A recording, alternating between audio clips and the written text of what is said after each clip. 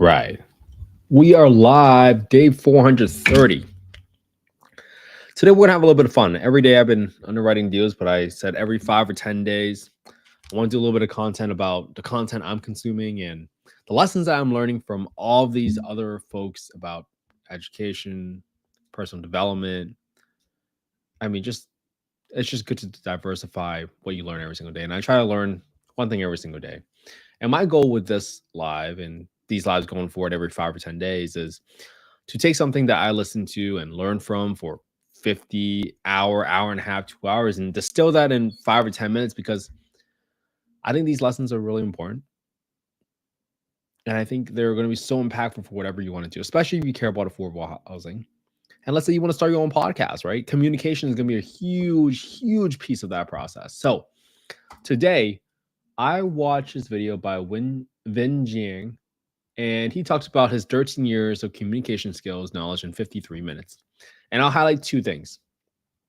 He talks about the vocal foundation, and he talks about these five categories: the rate, the volume, pitch and melody, tonality, and the pause. And I'll go through these five things really quick because I think they're so important.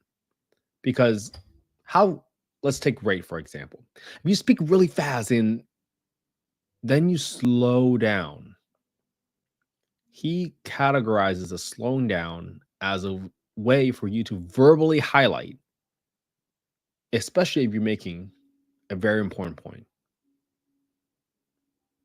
That's what's so important about learning how to speed up, slow down to make a point, but that also drives more engagement. And that's pretty evident in all five of these factors. Now, in terms of volume, if you speak like this and it's really low, I mean, it's very hard for people to understand or have confidence in you. But when you go up to a 6 or a 7 out of 10, now all of a sudden you sound more authoritative. You have more confidence in yourself. All those factors are going to be so important. So do your best to speak at a 6 or a 7, especially if you're podcasting or you're speaking publicly or you're in a conversation, so that you present yourself in the best light possible. Now, the next thing is the pitch. I mean, you can go from really high or all the way back down to really low. And that really affects and draws people in. And now you don't sound monotone, right? You never want to have a presentation where you sound monotone. That doesn't make any sense. Now, tonality, this is probably the most important part. People don't care about how you like, people don't care about the words you say. They care about how you say it. And the underlying tone helps people understand your intentions. So you have a very curious tone. People are going to wonder, oh, he actually wants to get to know me, or he actually wants to know me. But if you have a challenging tone, people are going to think that you're berating them or you're talking down at them. All of these different items about tonality is so important, especially if you're podcasting. I highly recommend a curious tone. Right? It's like, can I ask you a question? The way you ask these questions elicits different type of responses. And if you want a very deep, substantial response from your guests, or you want to go deep with them on a topic, sometimes that curious tone, that's really what you need to come out. And how you control your tone, a lot of it is your facial expressions, right? Your facial expression is the remote control for your tone, essentially. So that's going to be really important. And finally, the most important part is the pause. I love talking about the pause because if you ever talk to other folks where every other word is, every other word is like, every other word is basically and it's very hard to follow that train of thought. So if you were to just say, hey, let's just pause, because sometimes your filler words are really just trying to fill in the space.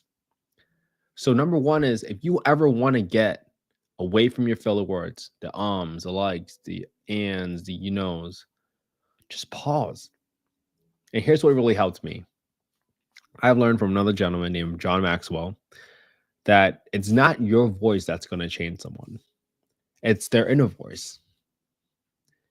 And if you keep talking and talking and you never stop, one, they will never catch up to you. And 2, they can never hear their inner voice. Because change comes from within, right? So that's what really helped me get rid of a lot of my filler words. And obviously, whenever I hear people podcasting and they say, I have to say out loud, hey, I don't say that word. I don't say ums. I don't say likes. I don't say that. That's what I have to just say out loud to myself to improve my own communication. But the pause, that is so important. You want to get rid of the ums and likes. First, you got to be aware of it. But second, the next time you feel tempted to say like, to say to say just pause. And you're not doing it for yourself.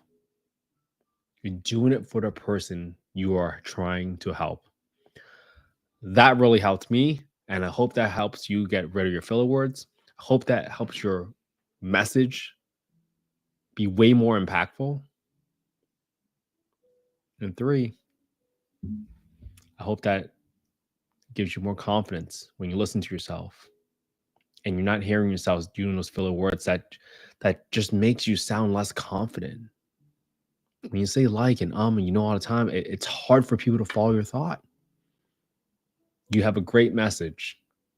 Don't let it get diluted. All right. The other big takeaway right here is going to be this one, where in this video, he talks about the 3 ways to make online presenting more engaging. And this is the 80-20 rule. There's tons of ways to go about it. But the number one thing he talks about is the number one body language that you have is eye contact. So if you're ever on a Zoom, like right now, if you were able to see me over my shoulder, I'm not looking at any screens. I'm not looking at anything else. I am looking at the camera lens directly. When you're on Zoom, what do typically people do, right? They look at themselves. They want to see how they look. But that doesn't allow you to connect to that person. That's the difference between getting 1% better every single day. Practice looking at the lens. And when someone's talking to you, spend 80% of your time looking at the camera lens and only 20% of the time looking at the other person. Because when they're talking to you and they're trying to make a point, they need to connect with you. And eye contact is the only way. I know it feels weird, but you have to understand when you are out there and your intention is to help someone, they're going to feel it. And you have to just imagine their face as they are absorbing your message. I know it's weird to look at a camera lens. It takes practice. But I promise you, it's the fastest way and the most unexplainable way when someone feels that you made a connection with them over Zoom. And that's what's going to help you stand out.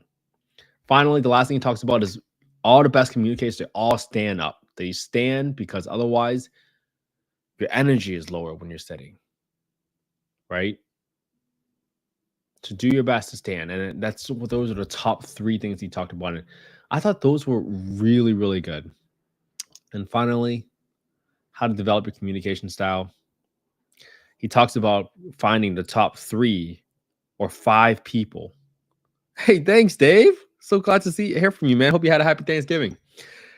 I mean, the eye contact piece is the most important. And then finally, if you ever want to become a great speaker, find 3, 5 people and copy them first. Copy them, what they're doing, learn the ingredients and how they speak and how they communicate and how they vary the tone and the voices. All that stuff matters. And that's what I really love about how Vin explained this one, because it's very hard to teach these concepts to folks. But when you think about how a chef becomes a chef, they start off on the line. They're learning the different ingredients that people pair together to make different flavors. And then eventually they start adding their own twist to things, their own style, their own flavors. And that's what makes them special. They all had to start somewhere. So find the people that you really resonate with their communication styles, and observe the rate they speak at, the volume that they speak at, the pitch that they use and how they vary it. And most important, the tonality, so that people understand and feel the intention behind the words that they're using. And then watch how they pause. The pause can be uncomfortable, but it allows you to take time to process. And most importantly, it allows the person's inner voice to come out and really digest it and internalize whatever message you got. So I hope this was helpful, man. I had so much fun doing this today. I love just not analyzing a deal. I mean, I've done that for 365 days in a row. I mean, this is day 430. And I love doing this live. And I'm really thankful for all of you for being so supportive, being open to new types of content with me. And I have fun. I mean, I want to take 53 minutes of content and education that I did and distill it into the most impactful items for all of you, especially if you're starting your own podcast. So this was fun. I hope you guys take all these. Hey, thanks, Shini. Good to see you. I hope this was helpful and implement it. Just pick one thing. Even if you just learn tonality, if you just learn a curious tone, next time you talk to someone, you just ask them, hey, what, how did you do that? Or maybe you hear about someone's story and they say, I'm a doctor or I'm a pilot. And you just ask the pilot, like, hey, do you have any crazy landing stories that you can share? Ask pilots about the landing stories. They have the best ones, but use that curious tone and they're going to be all jazzed to talk about it. And that's how you build a connection, folks. It's not fake. I genuinely do want to hear about the stories because I love hearing stories. But you can understand what other people like and what other people care about. All right. Have an amazing day. Hey, good to hear from you. All right. Have an amazing night. I hope you all spend some quality time with your family and friends today. I'll see you all tomorrow for day 431. Have a good one, everybody.